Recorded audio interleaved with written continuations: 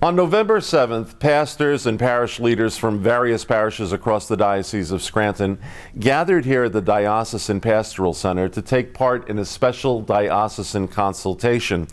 As we'll see in our next segment, this gathering was an opportunity to assess where we are now and explore new ways of nurturing vibrant faith communities in the years ahead. Joining me now to discuss this consultation in greater detail, it's a pleasure to welcome Mr. John Roberto. John is president of Lifelong Faith Associates.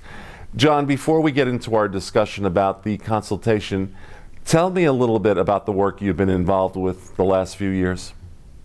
Last 10 years, I've been working with churches in lifelong faith formation, essentially. Writing, conducting workshops, helping them develop curriculum. I publish a journal called Lifelong Faith.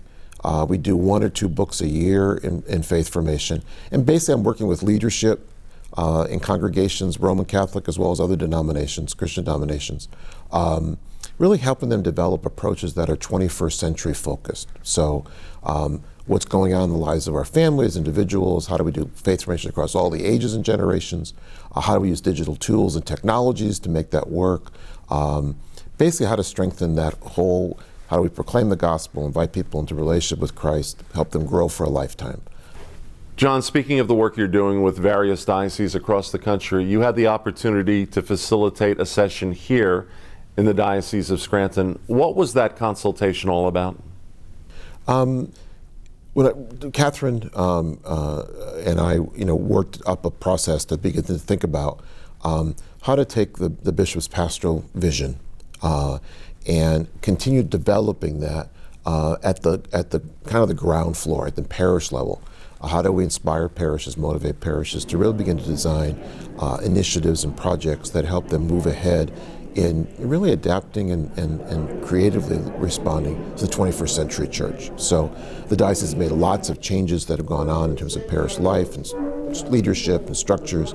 This was to kind of get at parish life and ministry, faith formation, families, and how do we actually begin to develop initiatives that respond to who they are today, and kind of take the next step to say, how do we try some new things to engage people, build on what we've got, but also open to the future. So a big thing that 2 of us worked up was, it's not about stopping things people are doing, but it's really about building some new initiatives to reach people who are not engaged, to continue doing faith formation across the whole lifespan. Don't forget about the adults and adult faith formation.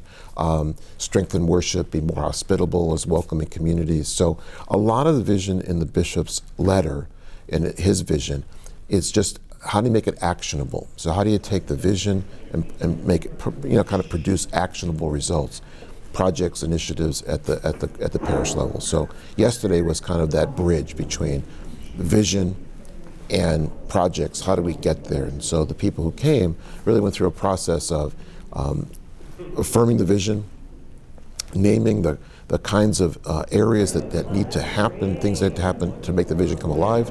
And then they did a lot of design work on projects, kind of the first initial thinking about, these are the kind of things we can do as a diocese to really strengthen parish life and ministry. Now that this diocesan consultation is behind us, what is the next step for the diocese? Well, out of the last part 3 of what we did yesterday was to take areas that people wanted to say, we need to work on strengthening worship, or hospitality, or reaching the unchurched, strengthening our approach to young people and youth ministry, family life, those kinds of areas. And it's basically to say, what they drafted yesterday which is a great set of ideas, to say, here's ways we can get at this. And I think the next step in the process, and I've done this with a number of dioceses, is to say, how do we actually create prototypes or projects that a parish could begin to implement, and to do it with parish leadership. So instead of saying, well, we want you to try, everyone's going to try one initiative. There's too much variety and diversity. There's too many diversity of needs. So parishes can say, we want to work with families. Well, the parish down the road says, we really want to strengthen our approach to youth. Can we try some new things that will help us address that? So I call it the design phase. So you've kind of got the vision piece, you've got kind of a blueprint where to go. Here's some ways we can do this. And the diocese really has 2 streams that they're working on. What we created yesterday, but also the parish plans that parish has been working on over the last several years. how do we take those ideas and move them to actual initiatives that really benefit parishioners? Let's take families. So we want to do something with family faith formation. So we're not going to work with 300 families. Let's work with a dozen or 24 families. Try this new approach to families, and then watch how it works, evaluate it, which we don't often do in parish life. Things get so busy we don't evaluate what do we learn, how are we growing, and then begin to reach a wider audience. Or let's reach the unchurched. Well, you're not going to reach all the unchurched in a year, but let's try some new initiatives to reach the unchurched, see what we learn from those, and then see how we can scale those up to reach more people who are not at church. Same thing with young people, worship, or any of the aspects we came up with yesterday. Start small and then build out those. While parishes are still doing the things that they're continually doing. So it's not like parishes have to stop what they're doing in order to start innovating. No, develop some action projects, some innovative projects that really address needs that they have, and then learn from those and begin to scale those up and say, how do we reach more people? So think about this as multiple years rather than, all right, we're going to do this project in the fall, then it's over, but we'll do something else. No. Start it, year one builds to year two builds to year three, and then you've got something really dynamic going on because you've learned while you're serving people and implementing a new project, and you're able to reach a wider audience, whatever the project might be. So that was kind of the thinking behind yesterday, to say, you need to have a blueprint, you need to know which initiatives you want to move on. The next step is how do we actually create action projects in parishes that will allow us to move ahead in a whole variety of areas of parish life and ministry.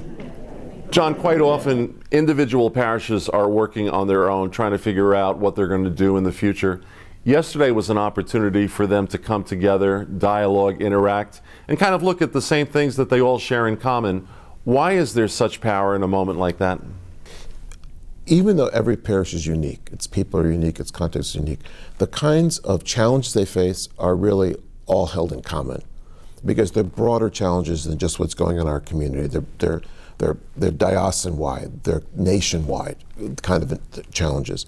But they're also committed to the same kind of vision for parish life. So again, I'll go back to the bishop's pastoral. His letter kind of articulates that vision, and people embrace that.